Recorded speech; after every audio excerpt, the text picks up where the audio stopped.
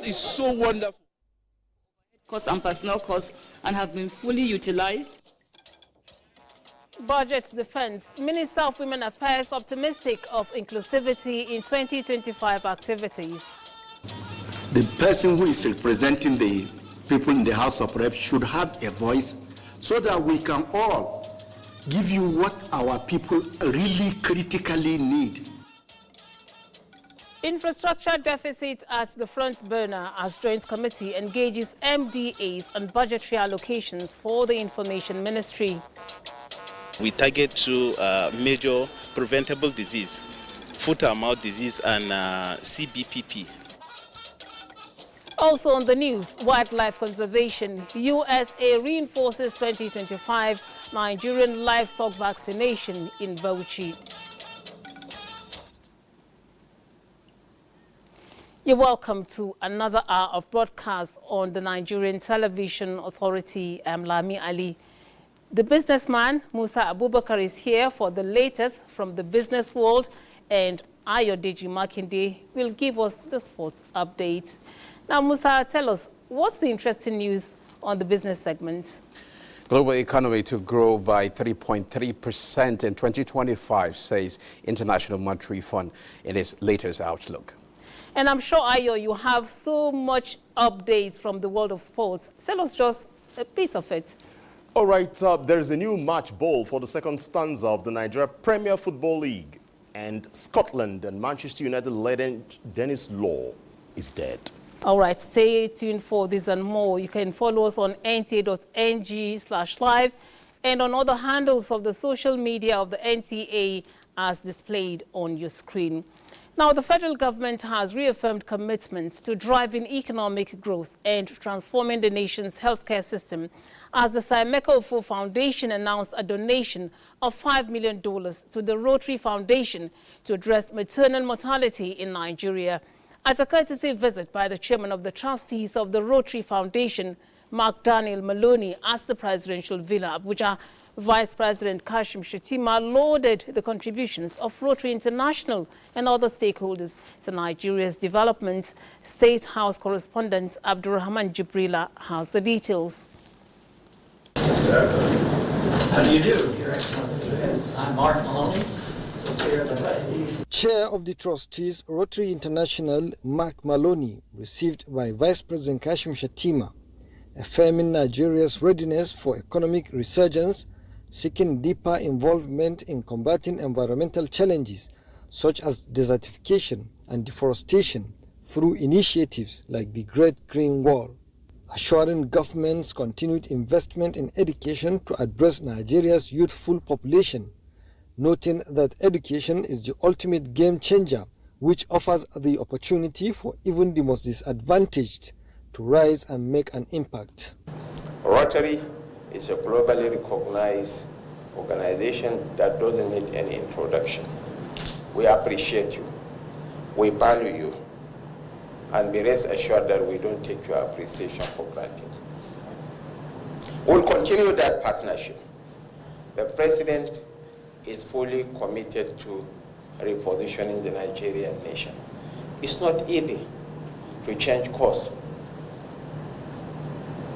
It's almost a revolutionary leader because he took far-reaching decisions in the past 2 years than any leader. Some of them very unpopular decisions, but for the best of the nation, than any leader in the contemporary history of this country. Mark Maloney commended Nigeria's strides in healthcare, especially the eradication of wild polio virus, attributing the success to strong government partnership. We are looking forward to another continuing partnership and a substantial commitment by him to expand our efforts with maternal and child health in the country. Here in Nigeria, we also have our philanthropists. The Emeka Ofo Foundation is one that has stood out at least over the last year and a half while I've been in the Ministry of Health, by the many contributions, philanthropic contributions that they have made. And I was so glad to hear the intention to donate $5 million by the Emeka Ofo Foundation to help and partner with Rotary Foundation to deal with maternal mortality. So I'm happy to be your friend. I'm happy because you're doing the right thing. And then I will support nothing that I say in supporting the government of President Tinubu to achieve this objective of making health services affordable to the innermost part of this country. The foundation has funded $34 million in health-related projects in Nigeria over the past years. From the State House, Abraham Jibrila, NTA News. Vice President Kashim Shettima has arrived Maiduguri, the Borno State capital, for some personal and official engagements. The Vice President was received as the 105 Composite Group, Nigerian Air Force Base, Maiduguri, by Governor Babagana Umar Zulum, members of the State and National Assembly, politicians, and members of the State Executive Council, among other personalities.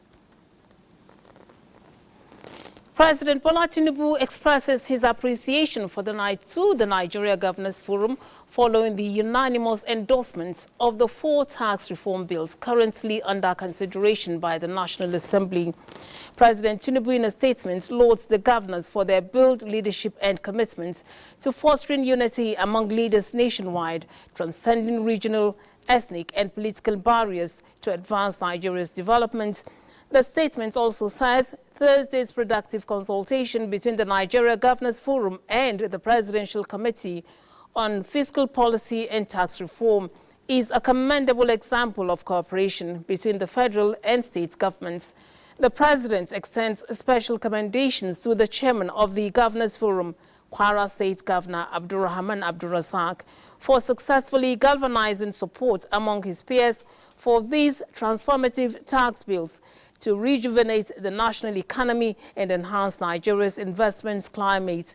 President Tinubu underscores that the primary aim of the tax reform bills, which is pro-poor, is to promote national interest, improve the competitiveness of Nigeria's economy, and attract both local and foreign investments. He said updating the country's outdated tax laws is essential to this endeavor. The President notes that the dialogue between the NGF and the Presidential Committee on Fiscal Policy and Tax Reform highlights the power of constructive conversation in resolving differences. President Tinubu regards the governors as vital contributors to nation building and affirms his commitments to partnering with them to promote economic growth, national harmony, peace, and stability. He also encourages other stakeholders with ideas and suggestions for refining the tax bills to engage with the ongoing legislative process as the National Assembly. President Tinubu urges the National Assembly to expedite the legislative process for these crucial bills so that the country can swiftly reap the benefits of the reforms.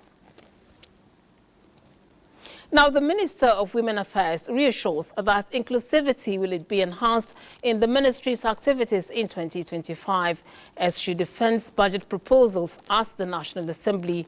And the new Partnership for Africa Development was also engaged by the lawmakers on its fiscal plans for 2025. Here is the report.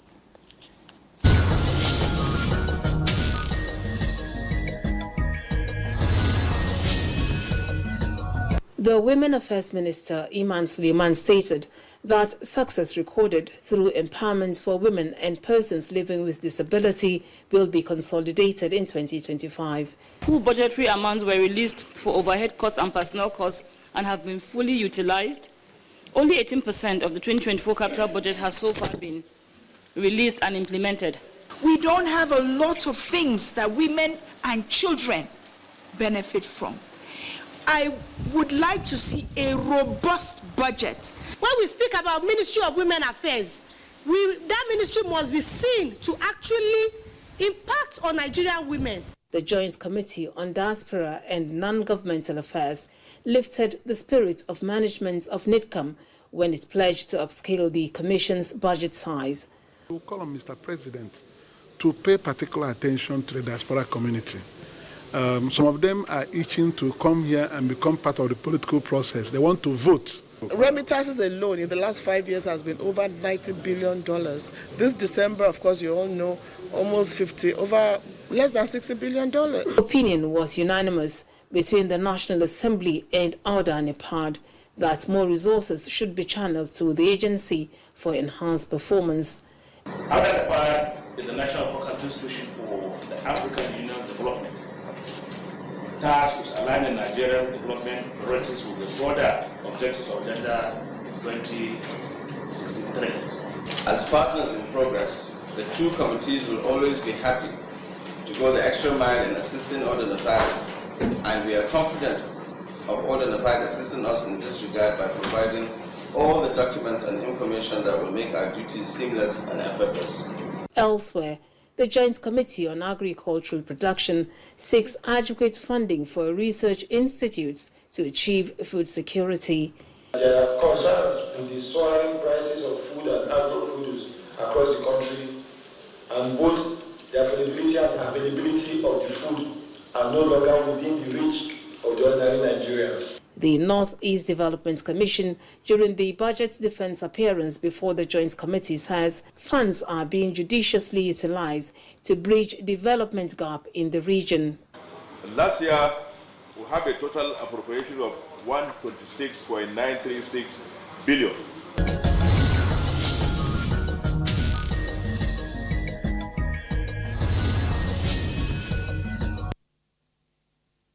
Now, a meeting has held between the Joint Committee on Information and National Orientation and the Minister of Budget and Economic Planning on the recent rejection of the 2025 budgetary allocation to the Federal Ministry of Information by the two chambers of the National Assembly.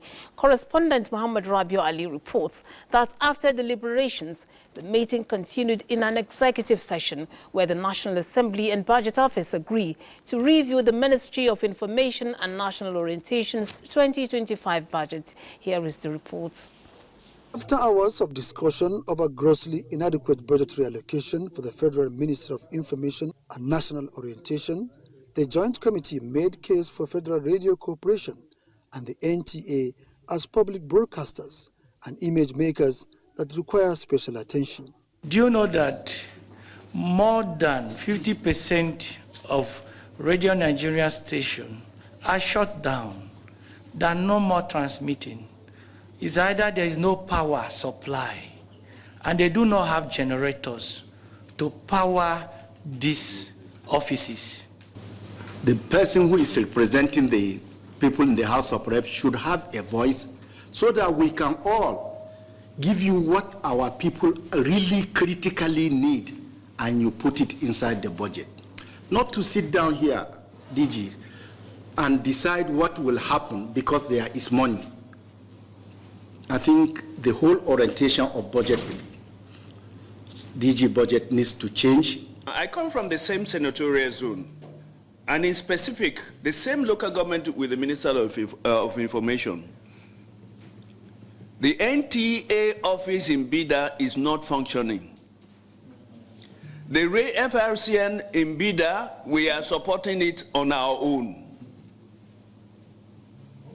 And not through funding of the government. So, except for salaries that are being paid. So I think this is a very serious thing. If we want to launder our images in the nation, then we must be ready to pay for it. The ball is still in your court. You can still do something by liaising with the appropriation, which will make move from our end. But if all of us can join out to do this, I believe that much can still be achieved.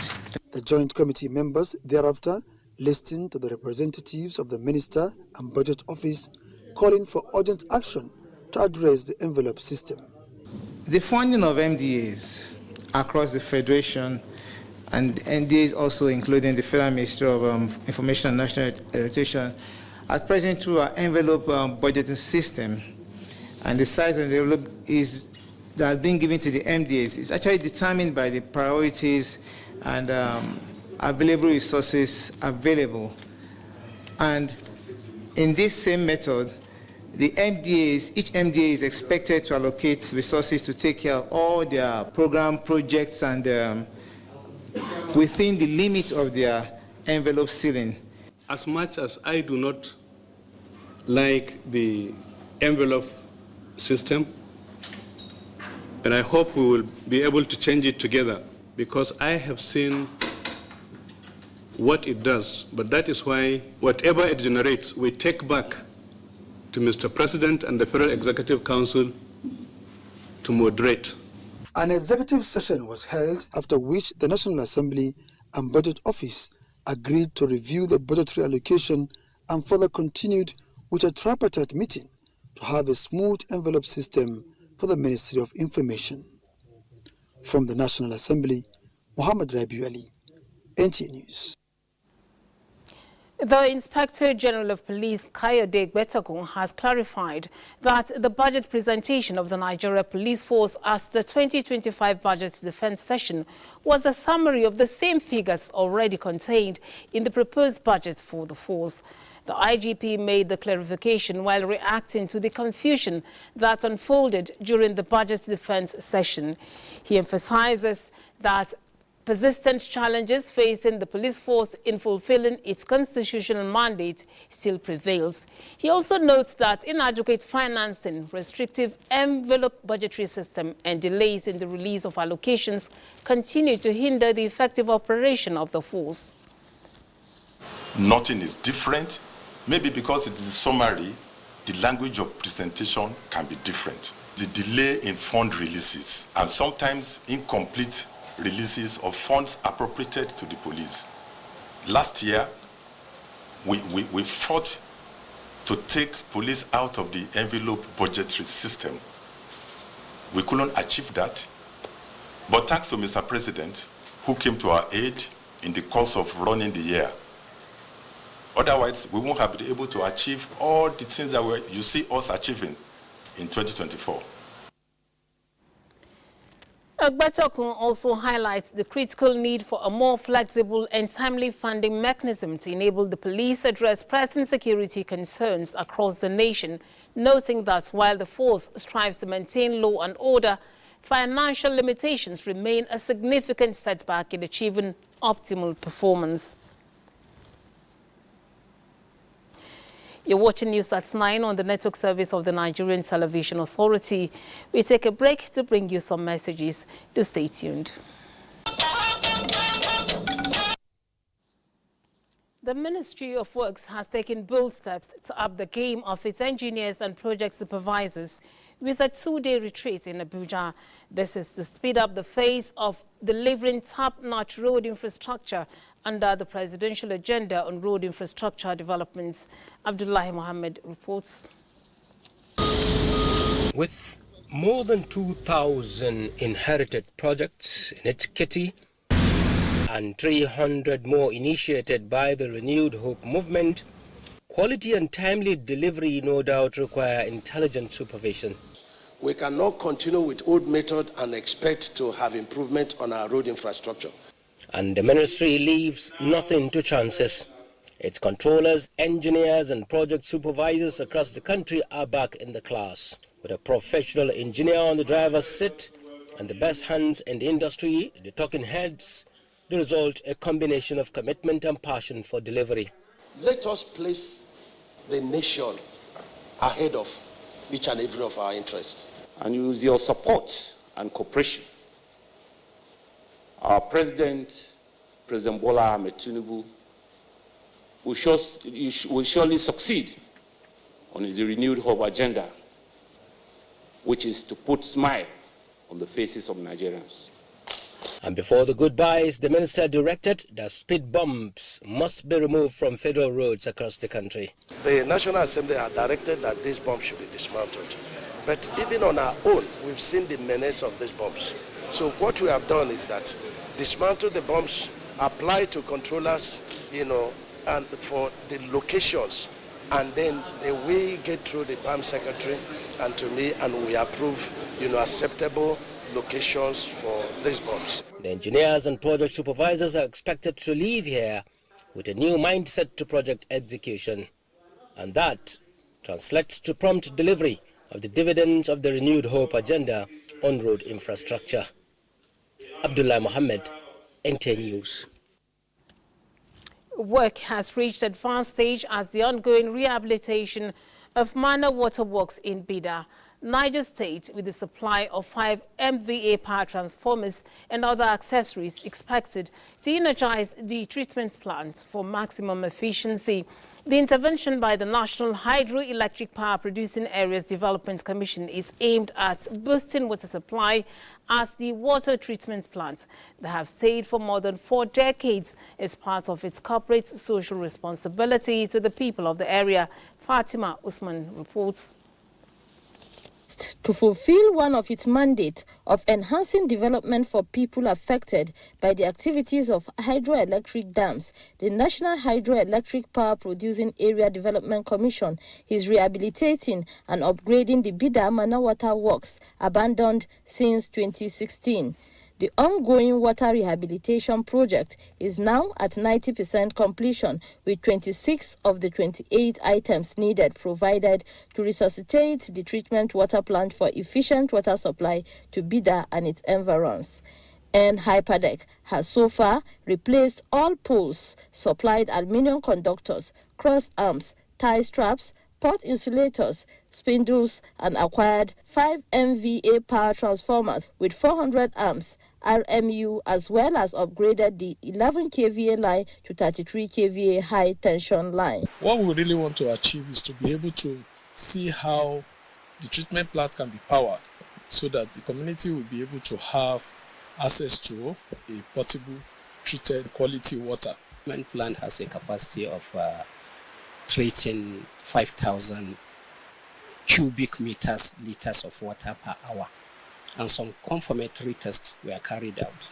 An outcome of the confirmatory tests were satisfactory. The Commission is also expected to service and reintegrate the initial 1 MVA transformer with the new acquired 5 MVA power transformer. I am Fatima Usman, NTA News. The Nigerian office of the Wildlife Conservation Society, United States of America, has facilitated a vaccination exercise for 12,000 domestic livestock owned by the grassroots communities of Yankari Forest in Bauchi State. The one-month exercise is aimed at controlling 2 major killer animal diseases against being transmitted to humans. Muazu Hassan has the details. Bovine pleuropneumonia, known as BPP, is a highly contagious disease affecting cattle which spreads through direct contacts, while foot and mouth disease is a viral disease affecting cloven hoof animals. And this vaccination is, we target 2 major preventable disease, foot and mouth disease and CBPP. The CBPP is yearly. So you cannot achieve herd immunity until you keep on vaccination on and on and on in a particular settlement over a period of time. And that's why the WCS, the target is to continuously vaccinate this cattle around Yankari for at least 3 to 5 years. The one-month vaccination exercise by WCS will not only protect domestic animals and humans, but also provide economic security and proper prevention of animals living in the famous Yankari Forest. In Bauchi, Muaz Hassan, NTA News. Now, the National Council of Women Societies has inaugurated a substantive national president in the person of Princess Edna Azura to complete the tenure of the Northeast Zone after the demise of late Lami Adamulau, who died on the seat as the 6th national president of the council. Details of the inauguration ceremony will be brought to you in our subsequent bulletin. Power transmission lines and underground cables supplying electricity to the central area of Abuja and environs have been vandalized, causing power outage in parts of the nation's capital. The incidents carried out around the Millennium Park axis of Abuja affected more than 60% of the power supply as the vandals carted away 40 meters of conductors on the transmission lines. The Transmission Company of Nigeria, TCN, lists areas experiencing power outage currently to include Maitama, Wuse, Jabi, Life Camp, Asokoro, Utaku, Mabushi, and parts of the Presidential Villa. TCN says its engineers have already been mobilized to the site of the incident to repair the vandalized cables. we join Musa Abubakar to bring us business stories. It's over to you, Musa. Thank you, Lami.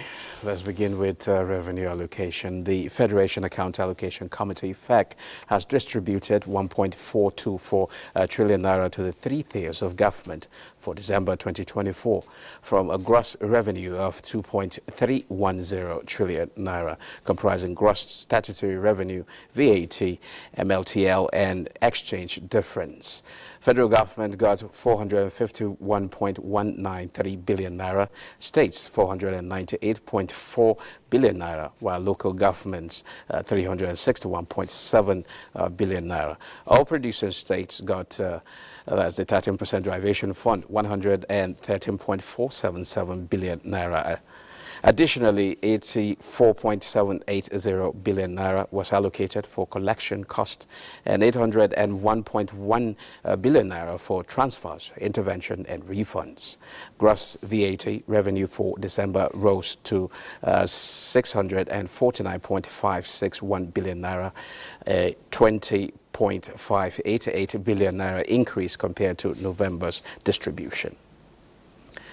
Now, the International Monetary Fund says the global economy will grow at 3.3% in 2025 and 2026, below the historical average, with inflation declining to 4.2% and 3.5% risk mixed, with U.S. growth showing upside potential, while policy uncertainty pressures other economies.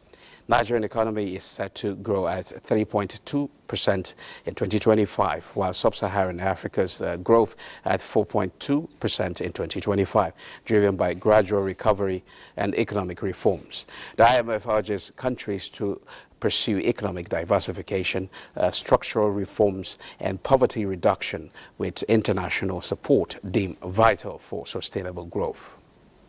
And to the capital market, the equities market ended last weekday of trading in positive territory. The all-share index added 0.17% to close at 102,353.68 points, a total of 328 million shares in 11,905 deals, corresponding to a market value of 11.8 billion naira were traded. Today's data shows 30% decline in volume, 20% decline in turnover, and 30% decline in deals. Market capitalization increased to 62.4 trillion naira. Access Holdings recorded the highest volume of 49.1 million traded shares, followed by Fidelity Bank, United Bank for Africa, and Owando. Well, that's a quick look at business news. Lami, is back to you. Thank you, Musa.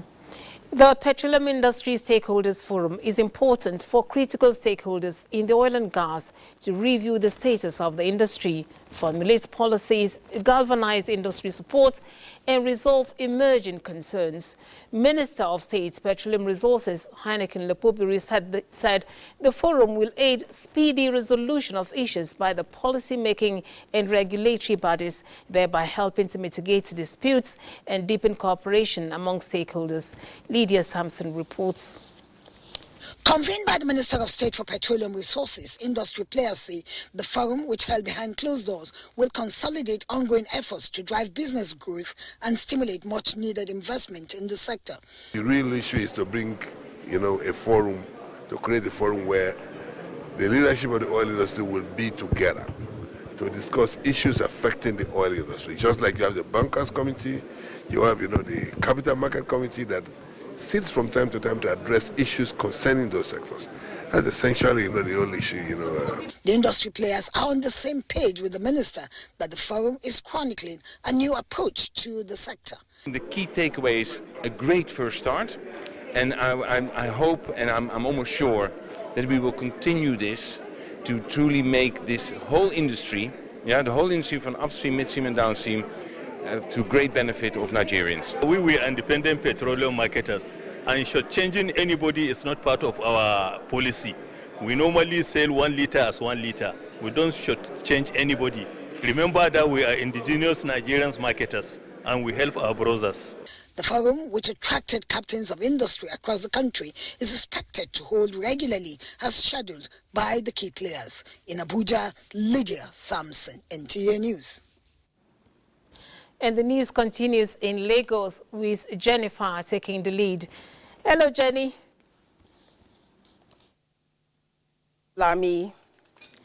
Now, in line with the philosophy of transforming the Nigerian army into a combat-ready force that can effectively discharge its constitutional responsibility, the Chief of Army Staff, Lieutenant General Olufemi Oluyede, says provision of equipment and infrastructure must be given priority.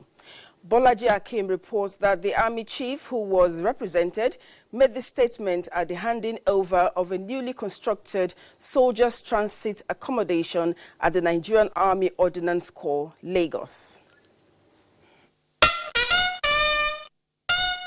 One of the Nigerian Army's constitutional responsibilities is to ensure the territorial integrity of the country, protect her from any external or internal aggression that may want to jeopardize its unity.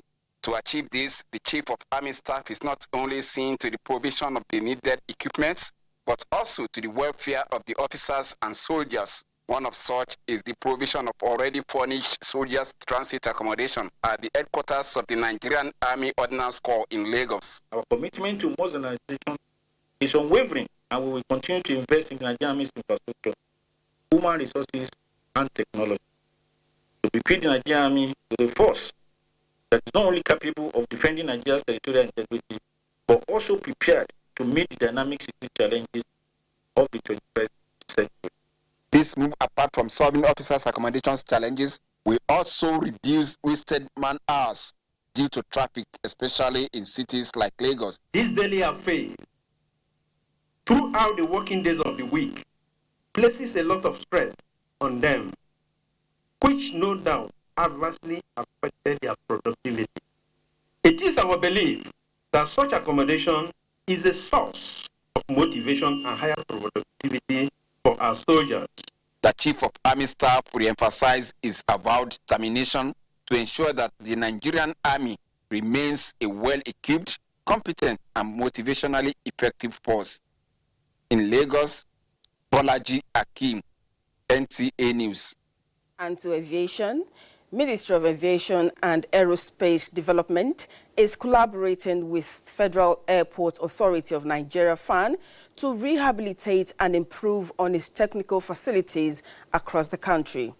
Permanent Secretary, Ministry of Aviation and Aerospace Development, Ibrahim Abubakar Kana, stated this during a familiarization visit to management of FAN at the Murtala Mohammed International Airport, Lagos.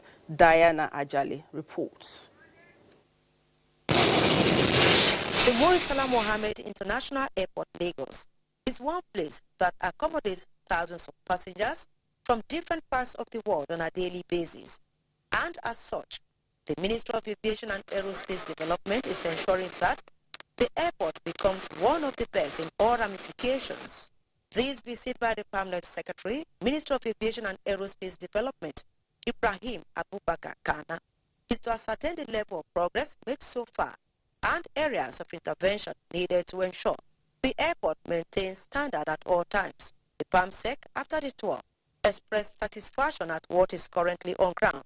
Our job is to make our airports better than it is today. This is a time for us to actualize that. We are still talking about increasing the number of runways. This is the time for us to work together as a people. That besides the issues of maintenance, we should also look at the fact that there's also wear and tear and the half-lives of these runways. Why passengers' positive experience remains a priority for airline operators, Managing Director and Chief Executive Officer, Federal Airport Authority, Olubunmi Kupo, says with the level of increase in air travels, there's need for more repairs and upgrade of aging infrastructure, terminals and runways, as well as other facilities to provide efficient service delivery. Names of current airports, improvement of security and safety, land encroachment, rehabilitation of aging infrastructure were some of the issues presented before the Permanent Secretary and his team as areas of interventions the ministry needs to tackle. In Lagos, Diana Ajale, NTA News. Time for a break. The news will continue afterwards with Lami in Abuja. Stay tuned.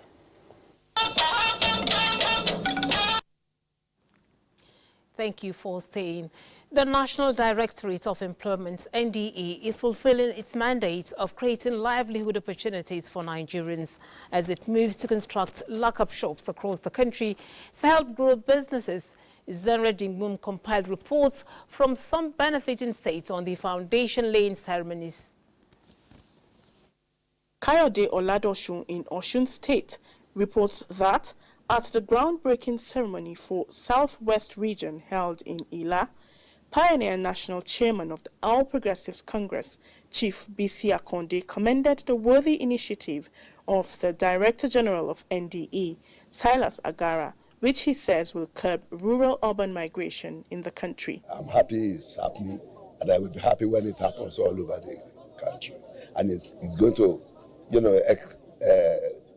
escalate, let me say, the hope agenda of Bola Tinubu. The key to the renewed hope agenda to ensure that we support the present administration in delivering certain goals to the community. Jigawa State is also one of the states to benefit from the renewed effort of the National Directorate of Employment in implementing the labor-based infrastructural scheme located in Hadejia local government area of the state, as reported by Awal Muhammad Kazori. Community development project. NDE is one of the efforts under the small scale, under the special public works to provide enabling environment to build a lock-up shops for the business. We want our youths and women to be self-reliant, so we are happy with this initiative. Similarly, Clement Barikui reports that for some community traders in Akwa Ibom State, the joy of not having to do business under the scorching sun and exposure to rain is a great blessing. Lock-up store, come for this market. I'm so much happy. Everything they want to do here, that for lock-up store will be okay for all. I assure them of everything in terms of security. The youth and the women are going to be cooperative. Engaging the unemployed. As we came here, we did not come with anybody from the city. It's the people of this village that we are using, and you can imagine what that will mean. And in Nasarawa State, Rinze community in Akwanga local government area celebrates the initiative of creating an enabling business environment and jobs by the federal government, as reported by Bilkisu Umarugurku.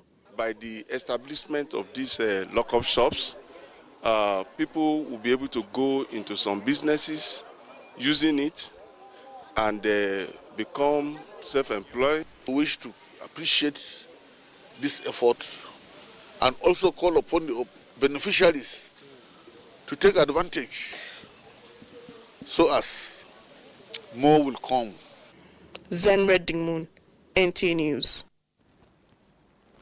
We bring you sports news and more after the break. South African community calls for investigation regarding miners abandoned on the ground, and Iranian president visits Moscow to strengthen ties with Russia. Kolo Mohammed brings us details on these and other stories on Global Updates. Authorities in South Africa may face investigation over their initial refusal to help the miners and instead cutting off their food supplies. The miners are suspected to have died of starvation and dehydration. The court ordered authorities last year to allow food and water to be sent down to the miners, while another court ruling last week forced authorities to launch a rescue operation. President Masoud Pezeshkian of Iran arrived in Moscow on Friday for high-profile talks with Vladimir Putin, his Russian counterpart, solidifying an alliance between two countries driven by a mutual desire to challenge perceived global enemies. Ahead of the signing of a new treaty, the two leaders held talks describing the new partnership as strategic, involving defense cooperation that is needed by both countries, which analysts say will worry the West. In other news, French President Emmanuel Macron is among the first major international leaders to visit Lebanon's new president. Macron's visit comes just 8 days after the presidential election that saw Aoun fill a position left vacant for 2 years as a result of political power struggles and divisions. The French presidency said that it will support Lebanon to consolidate Lebanon's sovereignty and maintain its unity. Kola Muhammad, NTA News. And here is Ayo with the package on sports. Thanks, Lami. Let's begin with from Nigeria here as the Nigeria Premier Football League teams conclude their mid-season break and resume the second half of the season. A new match ball has been introduced. According to the league board, all 20 participating clubs have been instructed to pick up the match balls at the MPFL Secretariat in Abuja. Remo Stars, Rivers United, Shooting Stars and Enugu Rangers occupy the top 4 positions on the league table, while Plateau United, Lobi Stars, Aqua United and Nasarawa United sit in the relegation zone with 19 matches to conclude the 2024-2025 season. Away from Nigeria, Erling Haaland has committed his future to Manchester City after he signed a new contract that will keep him at the club till 2034. The 24-year-old Norwegian, who joined City from Borussia Dortmund in 2022, has scored 111 goals in 126 games for the defending English Premier League champions. He is now set to be in the northwest of England till his 34th birthday, having won 2 Premier League titles, the UEFA Champions League and the English FA Cup, among other personal honours. Away from football, Naomi Osaka is out of the Australian Open after she retired injured from a third-round match against Belinda Bencic.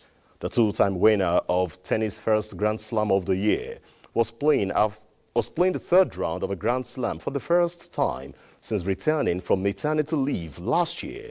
The 4-time major winner stormed to a 4-1 lead in the first set before an abdominal injury forced her to call the physiotherapists at 6-5. Osaka tarried with the injury as Bencic dominated the tie-break, winning 7-6. The 27-year-old ended a campaign at the start of the second set. Also, Scotland football great Dennis Law is dead. The former Huddersfield, Manchester City and Manchester United forward won the English Premier League in 1965 and made history as Manchester United won the European Cup, now known as the UEFA Champions League, in 1968. The 1964 European Footballer of the Year scored 237 goals in 404 appearances and died at the age of 84. And that's your sports. It's back to Lami. All right, thank you, Ayo. Now, President Bola Tinubu mourns the death of Deputy Chief Whip of the House of Representatives, Adewumi Ononuga, who passed on after a brief illness. In a statement, President Tinubu eulogizes the contributions of the lawmaker to democratic principles and effective leadership and offered his condolences to the family of the deceased, the National Assembly, as well as government and people of Ogun State. Late Adewumi Ononuga was the member representing Ikene Shagamu, Rama North Federal Constituency of Ogun State. And that's your network news for today. We thank you for being a part of it. Do have a good weekend.